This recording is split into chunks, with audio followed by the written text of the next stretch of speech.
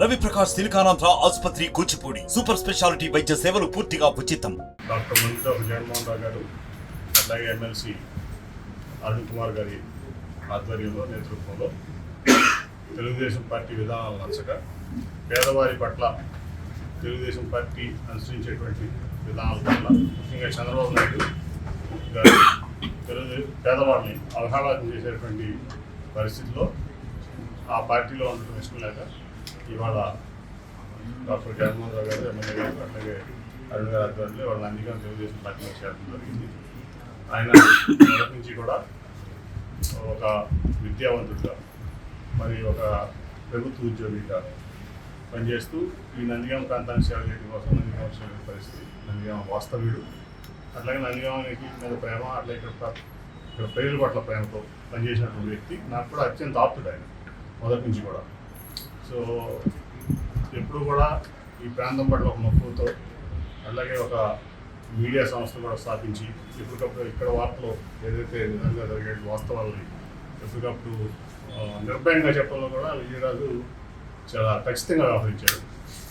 ఆయన రాకని మేము వైఎస్ఆర్సీపీ పార్టీ తరఫున మనస్ఫూర్తిగా స్వాగతిస్తూ ఆయనకి, ఎందుకంటే సమాజం పట్ల చిత్తశుద్ధి ఉన్నటువంటి వ్యక్తి విజయరాజు గారు, అట్లాగే ఈ ప్రాంతం పట్ల మొత్తం ఉన్నటువంటి వ్యక్తి నందిగామ ప్రాంతం పట్ల విజయరాజు గారు, అట్లాగే వాళ్ళ ఇక్కడ మా ఎమ్మెల్యే గారు డాక్టర్ మంత్రి జగన్మోహన్ గారు చూసినా, అట్లాగే మా ఎమ్మెల్సీ గారు అరుణ్ కుమార్ గారు చూసినా మరి ఎంతో చిత్తశుద్ధితో వాళ్ళ ఈ ప్రాంతం పట్ల ప్రేమతో ఈ ప్రాంతాన్ని అభివృద్ధి చేసిన విధానం కానీ, అట్లాగే జగన్మోహన్ రెడ్డి గారు ఈ మొత్తం ఈ రాష్ట్రంలో సంక్షేమ ఇచ్చిన విధానం కానీ, సంక్షేమమే కాకుండా చంద్రబాబు చేసిన దాని మీద 4 రెట్లు ఎక్కువ అభివృద్ధి చేసినటువంటి వ్యక్తిగా ఇవాళ చరిత్రలో జగన్మోహన్ రెడ్డి గారు నిలబడ్డారు. దేశంలోనే ఒక అత్యున్నత ఆర్థిక సంస్థ, కేంద్ర ప్రభుత్వ ఆర్థిక సంస్థ ఇవాళ జగన్మోహన్ రెడ్డి గారి యొక్క ప్రభుత్వంలో పేదరికం 7% తగ్గింది ఆంధ్రప్రదేశ్లో ఇచ్చిందంటే అది జగన్మోహన్ రెడ్డి గారి పనితీరుకి ఒక నిదర్శనం. ఎందుకంటే చంద్రబాబు నాయుడు గారు పాలించిన 2014 నుంచి 2019 వరకు 11% ఆంధ్రప్రదేశ్లో పేదరికం. ఇవాళ జగన్మోహన్ రెడ్డి గారు వచ్చిన తర్వాత ఆ పేదరికం 4%కి వచ్చింది. అంటే 7% పేదరికాన్ని నిర్మూలించినటువంటి వ్యక్తి భారతదేశంలో ఉన్నారంటే అది ఒక టర్మ్లో, ఆ టర్మ్లో కూడా 2 సంవత్సరాల తరంలో పోయింది ఆర్థికంగా ప్రపంచ విలువలాంటి తరంలో. అటువంటి పరిస్థితుల్లో 7% పేదరికాన్ని నిర్మించగలిగారంటే జగన్మోహన్ రెడ్డి గారికి గొప్పతనం కనపడుతుంది. అట్లాగే చంద్రబాబు నాయుడు గారు నేను సంపద సృష్టిస్తాను, సంపద సృష్టించి మళ్ళీ ఈ పేదలకి అన్ని ఇస్తాను, నలకరిస్తానని చెప్తున్నారు. 2014 నుంచి 19 వరకు ఎందుకు చేయలేకపోయింది? ఇవాళ నువ్వు చూస్తే నీ హయాంలో కంటే ఇవాళ 2 సంవత్సరాలు పాలన లేకపోయినా, ఆర్థిక పరిస్థితి లేకపోయినా జిఎస్టీకి ఇవాళ దాదాపు 2% ఎక్కువ జగన్మోహన్ రెడ్డి గారి పాలనలో ఉంది. అంటే ఈ రాష్ట్రం ప్రగతి వైపు ముందుకెళ్తుందంటూ అది నిదర్శనం. అట్లాగే వ్యక్తిగత ఆదాయం, పర్ క్యాపిటల్ ఇన్కమ్ నువ్వు చూస్తే అప్పుడు చంద్రబాబు నాయుడు గారి హయాంలో 1,64,000 వ్యక్తికి ఉంటే ఇవాళ 2,30,30,000. అంటే ఒక వ్యక్తి ఆదాయం దగ్గర 50,000 రూపాయలు పెరిగింది ఈ రాష్ట్రంలో. అంటే సంపద సృష్టించింది చంద్రబాబు, జగన్మోహన్ రెడ్డి గారు. ఇవన్నీ మనం చెప్పేది కాదు, ఆర్థికవేత్తలు చెప్పాయి, జాతీయ సంస్థలు చెప్పాయి, జాతీయ ప్రభుత్వ సంస్థలు చెప్పేటువంటి డేటా ఇదంతా కూడా. సో పూర్తిగా ప్రజల యొక్క సంక్షేమంలో కానీ, ఈ రాష్ట్రాన్ని అభివృద్ధి వైపు నడిపించడంలో కానీ, అట్లాగే ప్రజల యొక్క సంతోషం, హ్యాపీనెస్ ఇండెక్స్, సంతోషం అనే ఒక పారామీటర్లో, ప్రజల యొక్క సుఖం అనే పారామీటర్లో, ప్రజల యొక్క ఆరోగ్యం అనే పారామీటర్లో ఈ దేశంలోనే ఆంధ్రప్రదేశ్ నెంబర్ 1గా ఉందంటే ఈ జగన్మోహన్ రెడ్డి గారి యొక్క సమర్థత.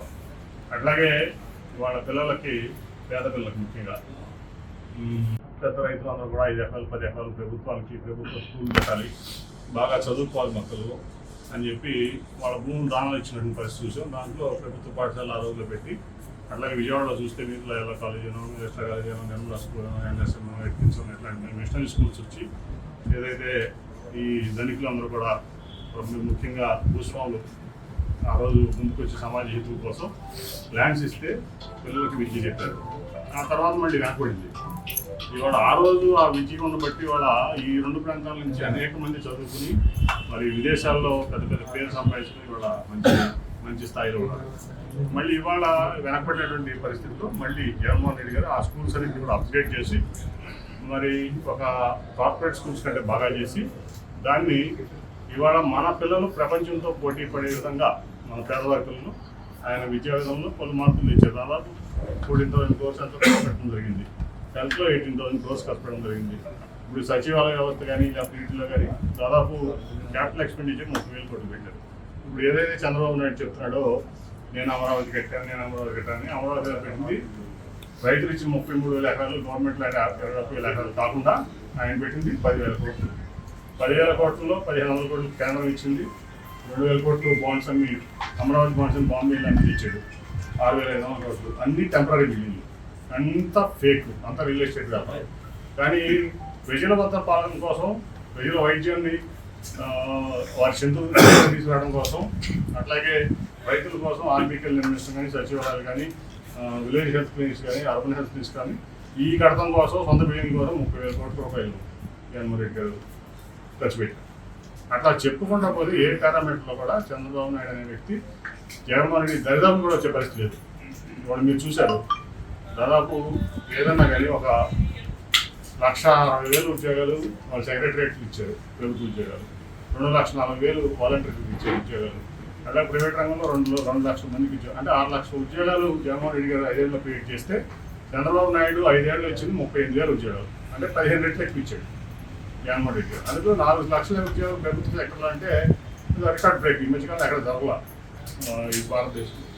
అట్లా ఎక్కడ చూసినా మరి అభివృద్ధి కానీ సంక్షేమం కానీ ప్రజల్లో హ్యాపీనెస్ కానీ ఆరోగ్యంలో కానీ సంతోషంలో కానీ పిల్లల విద్యలో కానీ అన్ని పారామీటర్స్లో ఈ రాష్ట్రం ముందుంటే మరి కొన్ని మీడియాలు ఆయన చేతిలో ఉన్నాయని చెప్పి కొంతమంది వ్యక్తులు ఆయన చేతిలో ఉన్నారని చెప్పి సోషల్ మీడియాని పెట్టుకుని జగన్మోహన్ రెడ్డి గారి మీద అంటే వైఎస్ఆర్సీపీ మీద దుష్ప్రచారం చేస్తున్నారు. కాబట్టి ప్రజలు గమనిస్తున్నారు. ప్రజలంతా కూడా జగన్మోహన్ రెడ్డి గారి పక్కన 40 లక్షల్లో అత్యధిక మెజార్టీతో జగన్మోహన్ రెడ్డి గారు గెలవబోతున్నారు. దానికి నిదర్శనం ఈ విజయరాలు ఇక్కడ చాలా జాయినింగ్స్ ఈ నందిగామ నుంచి చాలా జాయినింగ్స్ రేపు రాబోయే రోజుల్లో ముఖ్యమంత్రి గారి సమక్షంలో జరుగుతుంది. మరిన్ని వీడియోస్ కోసం ఛానల్ ని సబ్స్క్రైబ్ చేయండి. లేటెస్ట్ అప్డేట్స్ కోసం వాట్సాప్ ఛానల్ ని ఫాలో చేయండి. అండ్ లింక్ డిస్క్రిప్షన్ లో ఉంది.